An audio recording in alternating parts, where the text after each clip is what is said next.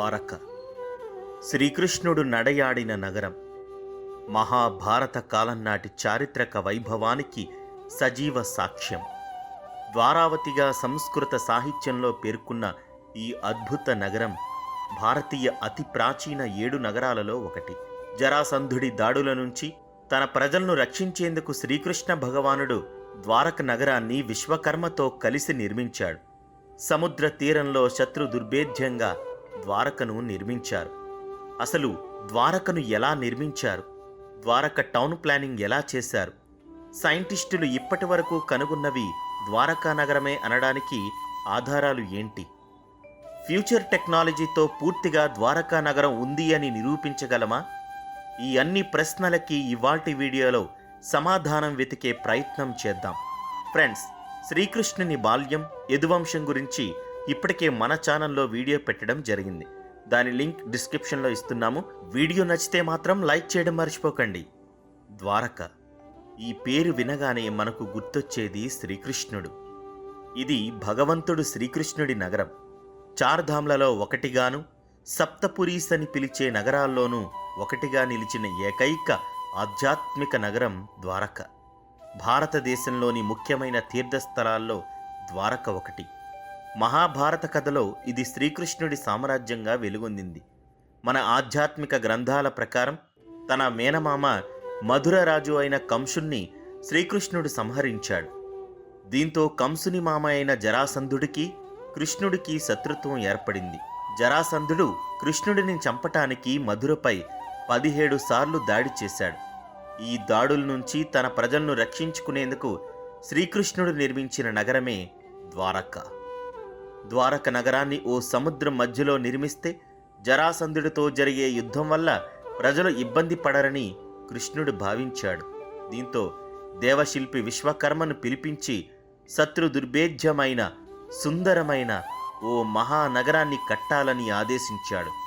ఈ మహానగరాన్ని నిర్మించడానికి భూమినిమ్మని శ్రీకృష్ణుడు సముద్రుణ్ణి ఆదేశించగా సముద్రుడు వెనక్కి జరిగి 12 యోజనాల భూమినిచ్చాడని మన పురాణాలు చెబుతున్నాయి. గోమతీ నది సముద్రంలో కలిసే చోటులో నగర నిర్మాణానికి ఎంచుకున్నాడు. అక్కడ సుమారు 36,000 చదరపు కిలోమీటర్ల విస్తీర్ణంలో నగర నిర్మాణం జరిగింది. ఈ నిర్మాణం కూడా అలాంటిలాంటిది కాదు. ద్వారకలో అక్షరాల 9 లక్షల రాజభవనాలు ఉండేవి. ద్వారకను నిర్వహణ సౌలభ్యం కోసం 6 విభాగాలుగా విభజించారు. నివాస ప్రదేశాలు, వ్యాపార ప్రదేశాలు, రాజమార్గాలు, వాణిజ్య కూడళ్లు, సంతలు, రాజభవనాలు. ఈ 6 విభాగాలతో ద్వారక ఆ కాలంలోనే అద్భుత నిర్మాణ శైలికి నిదర్శనంగా ఉండేది.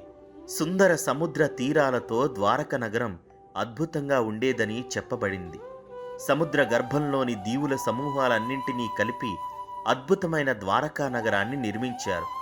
అత్యద్భుతమైన వాస్తుశిల్పంతో ఆదర్శవంతమైన నగరంగా ద్వారకను మహాభారతంలో అభివర్ణించారు. కళ్ళు చెదిరే భవంతులు, ఆస్పత్రులు, విద్యాలయాలతో పాటు ప్రజలకు సకల సదుపాయాలతో కూడిన అత్యాధునిక హంగులు కలిగిన నగరంగా విలసిల్లిందని పురాణాల్లో ఉంది. ఈ నగరానికి రక్షణగా భారీ రాతిగోడ కూడా ఉండేదట. ద్వారకా నగరం సంయుక్త రాజ్య సమాహారంగా ఉండేదని పురాణాలు చెబుతున్నాయి. అంధకులు, వృష్టులు, భూజులు ఇందులో భాగస్వాములు. ద్వారకను పాలించిన యాదవులను దశరాస్ అంటారు. కృష్ణుడు, బలరాముడు, సాత్యకి, కృతవర్మ, ఉద్ధవుడు, అక్రూరుడు, ఉగ్రసేనుడు ద్వారకలో నివసించారు. ద్వారకలో కట్టడాలు మహాద్భుతంగా ఉండేవి. అందమైన కట్టడాలతోనే కాదు, ప్రకృతి సోయగాలతో నగరం స్వర్గాన్ని తలపించేది. సముద్ర తీరంతో ఆ ప్రాంతం ఆహ్లాదకరంగా ఉండేది. ద్వారక సముద్రం మధ్యలో నిర్మించడం వల్ల అక్కడకు చేరుకోవడానికి ఓడలను, పడవల ద్వారా ప్రయాణం సాగించాల్సొచ్చేది. ద్వారక ఆ కాలంలో అతిపెద్ద వర్తక వాణిజ్య కేంద్రంగా కూడా విలసిల్లిందని మహాభారతం, హరివంశ పురాణం, వాయుపురాణం, భాగవతం, స్కంద పురాణాల్లో ద్వారక నగరానికి సంబంధించిన ప్రస్తావన ఉంది. వేదవ్యాసుడు రాసిన మహాభారత కావ్యంలో ద్వారకా నగరాన్ని ద్వారావతిగా పేర్కొన్నారు. ద్వార్ అనే పదానికి వాకిలి, ద్వారం అనే అర్థాలు ఉన్నాయి. ద్వార్ ఆధారంగానే ఈ నగరానికి ద్వారక పేరు వచ్చిందని చెబుతారు. అనేక ద్వారాలు ఉన్న నగరం కాబట్టి శ్రీకృష్ణుడు నిర్మించిన నగరం ద్వారక అయ్యింది. పొడవైన అతిపెద్ద పెద్ద వీధులు, వీధుల వెంట బారులు తీరిన చెట్లు, మధ్య మధ్యలో ఉద్యానవనాలు, వాటి మధ్యలో రాజభవనాలు, వ్యవసాయ క్షేత్రాలు, ఒక క్రమ పద్ధతి ప్రకారం ఒక నగరంలో ప్రజలందరికీ ఎలాంటి సౌకర్యాలు ఉండాలో అలాంటి సౌకర్యాలన్నింటితో నిర్మించిన ఏకైక నగరం. ఆకాశంలోని మబ్బులను తాకే విధంగా ఉండే భవంతులు ద్వారకలో ఉండేవి. ఈ నగరాన్ని విశ్వకర్మ ఆషామాషీగా నిర్మించలేదు. ఈ భవనాలన్నీ కూడా క్రిస్టల్స్, ఎమరాల్డ్, డైమండ్స్ వంటి అపురూప రత్నాలతో నిర్మించారు. ఒక్క మాటలో చెప్పాలంటే సిటీ ఆఫ్ గోల్డ్గా ద్వారకను చెప్పుకోవాలి. అంతేకాదు, ఓసారి ద్వారకను దర్శించుకున్న నారద మహాముని ఆ అద్భుతమైన నగరాన్ని చూసి ఎంతో అబ్బురపడిపోయారని మన పురాణాలు చెబుతున్నాయి. నారదుడు చూసినట్లుగా చెబుతున్న పురాణాల ప్రకారం అక్కడి భవంతులకు వైడూర్యాలను అందంగా పొదిగి వాటిపై మన నల్లనయ్య గాథలను శిల్పరూపాల్లో అందంగా చెక్కారట. ఆ భవంతుల్లోని ఇళ్లకు ముత్యాల హారాలను తోరణాలుగా అలంకరించారట. అందమైన గార్డెన్లు, పూల సువాసనలు, సరస్సులతో స్వర్గాన్ని తలపించేలా ఉండేదట. అలా నిర్మించిన ద్వారకకు శ్రీకృష్ణుడు యాదవులనందరినీ తీసుకుని వెళ్ళిపోయాడు. దీంతో జరాసంధుడి కష్టాలు యాదవులకి తీరిపోయాయి. మహాభారత యుద్ధం తర్వాత 36 ఏళ్లు శ్రీకృష్ణుడు ద్వారకలో నివసించాడు. కానీ అక్కడితో ఈ కథ సుఖాంతమైపోలేదు. కురుక్షేత్ర యుద్ధం పూర్తవుతున్న చివరి రోజులవి. కౌరవుల్లో ఒక్క దుర్యోధనుడు తప్ప మిగిలిన 99 మంది కౌరవులు చనిపోయారు. అప్పుడు కౌరవుల తల్లి అయిన గాంధారిని పరామర్శించడానికి శ్రీకృష్ణుడు ఆమె దగ్గరకు వెళ్ళాడు.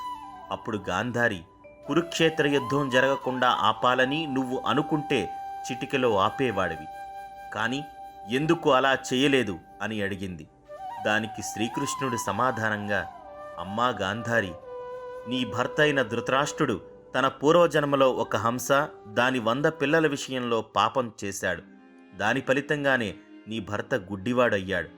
అంతేకాదు, ఆయన 100 మంది పిల్లలు చనిపోవాలన్నది ఈ జన్మలో ఆయనకు రాసి ఉన్న కర్మ అని చెప్పాడు.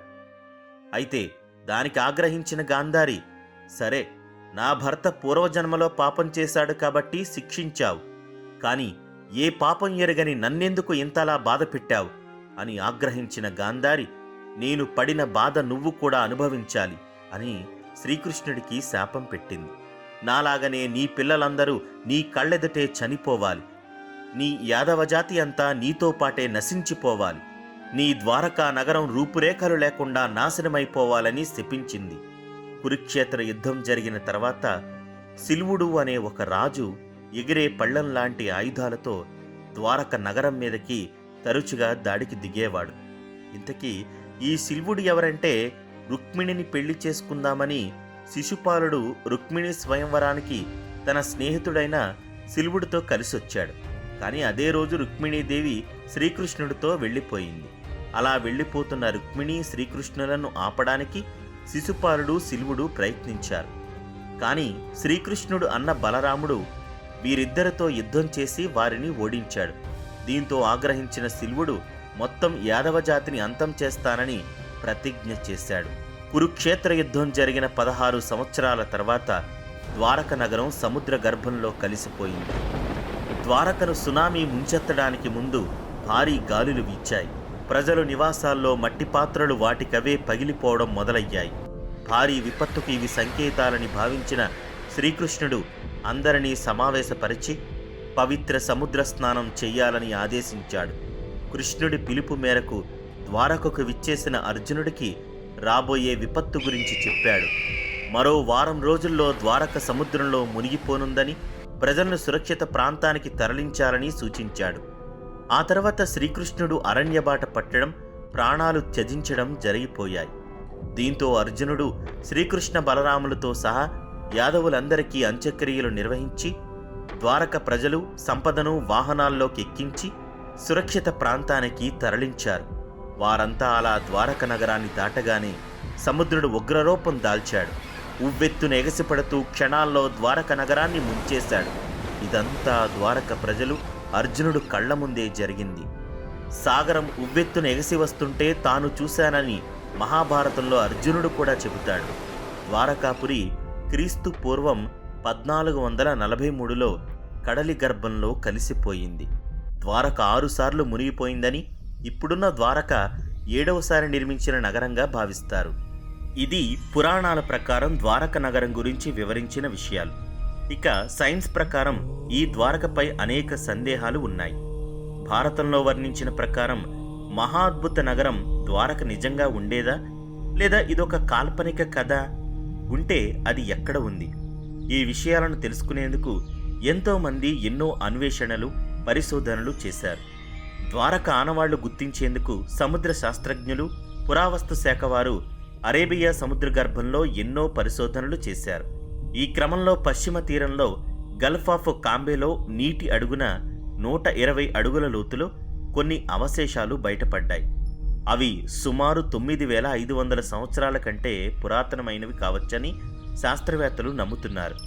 ద్వారక నగరం మునిగిపోవడానికి శాస్త్ర సాంకేతిక కారణాలు కూడా పురావస్తు శాస్త్రవేత్తలు అంచనా వేశారు. 15,000 సంవత్సరాల క్రితం సముద్ర ఉపరితలం 100 మీటర్ల దిగువన ఉండేదని, మెల్లమెల్లగా ఉపరితలం పెరుగుతూ వచ్చిందని కంప్యూటర్ రీప్రొజెక్షన్ ద్వారా పరిశోధకులు నిర్ధారించారు. 7,000 సంవత్సరాల క్రితం సముద్రం ఉపరితలం ప్రస్తుత ఉపరితలం కంటే ఎత్తుగా ఉందని అంచనా వేస్తున్నారు. 3,500 సంవత్సరాలకు ముందు ద్వారక నగరం అక్కడ ఉండేదని, ఆ సమయంలో సముద్ర ఉపరితలం పెరుగుతూ వచ్చిందని తేల్చారు. ఇలా సముద్ర ఉపరితలం పెరిగిన వేళ భారీ సునామీతో విరుచుకుపడడంతో ద్వారక నగరం పూర్తిగా కడలి గర్భంలో కలిసిపోయింది. గుజరాత్లోని జామ్నగర్ సముద్ర తీరానికి సమీపంలో ద్వారక నగరం ఉంది. చాలామంది బలమైన నమ్మకం దానికి తగ్గట్లుగానే ఆ తీర ప్రాంతంలో పురావస్తు శాస్త్రవేత్తలు పరిశోధన జరిపారు. ఈ పరిశోధనలో మహాభారతం, రామాయణం పుక్కిటి పురాణాలు కాదని, వాటికి చారిత్రక ఆధారాలు ఉన్నాయన్న అనేక ఆధారాలు బయటపడ్డాయి. భారత ఇతిహాసాలు కల్పిత కథలు కాదని, వాటికి చారిత్రక ఆధారాలు ఉన్నాయని ప్రపంచానికి తెలిసింది. 1960లో పూణేలోని దక్కన్ కాలేజీ సముద్ర గర్భంలో తొలిసారిగా తవ్వకాలు జరిపింది. 1979లో భారత పురావస్తు శాఖ మరో ప్రయత్నం చేసింది. ఈ తవ్వకాల్లో వారికి పురాతన కాలం నాటి పాత్రలు కొన్ని లభించాయి. 1983-86లో గుజరాత్ సముద్ర తీరంలో జరిగిన ఓ పరిశోధనలో ఆసక్తికర విషయం బయటపడింది. పశ్చిమ తీరంలో గోమతీ నది అరేబియా సముద్రంలో కలిసే చోట సముద్ర గర్భంలో ఓ మహానగరానికి సంబంధించిన శిథిలాలను పరిశోధకులు గుర్తించారు. ప్రముఖ ఆర్కియాలజిస్ట్ డాక్టర్ ఎస్ఆర్ రావు ఆధ్వర్యంలో జరిగిన ఈ పరిశోధన శ్రీకృష్ణుడి ఉనికిని ప్రపంచానికి చాటి చెప్పింది. ఆ మహానగరం క్రీస్తు పూర్వం 3150 ఏళ్ల కిందటదని నిర్ధారించారు. అదే ద్వాపర యుగంలో కృష్ణుడు విశ్వకర్మ సాయంతో నిర్మించిన ద్వారకగా భావించారు. గుజరాత్ తీరం నుంచి 20 కిలోమీటర్ల దూరంలో సముద్ర గర్భంలో 40 మీటర్ల లోతులో సుమారు 9 చదరపు కిలోమీటర్ల వైశాల్యంలో ఈ చారిత్రక నగరం విస్తరించి ఉన్నట్లు గుర్తించారు. క్రమబద్ధమైన నిర్మాణాలకు సంబంధించిన రాతి కట్టడాల ఫోటోలను బాహ్య ప్రపంచానికి విడుదల చేశారు. నేషనల్ ఇన్స్టిట్యూట్ ఆఫ్ ఓషన్ టెక్నాలజీకి చెందిన ఒక బృందం చేసిన పరిశోధనలో సముద్ర గర్భంలో ఉన్నది ద్వారక నగరమేనని నిరూపించే ఆధారాలు లభించాయి.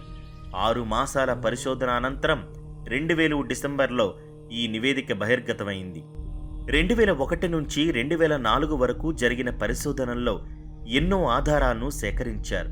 ఓ మహోన్నత నగరం సముద్రం అడుగున ఇప్పటికీ చెక్కు చెదరకుండా అలాగే ఉందని ఈ పరిశోధనల్లో వెల్లడైంది. ఈ పరిశోధనల్లో వెలికితీసిన అవశేషాల్లో కూలిన నిర్మాణాలు, శిథిలాలు, కుండలు, పూసలు, శిల్పాలు, కొన్ని మానవ ఎముకలు ఉన్నాయి.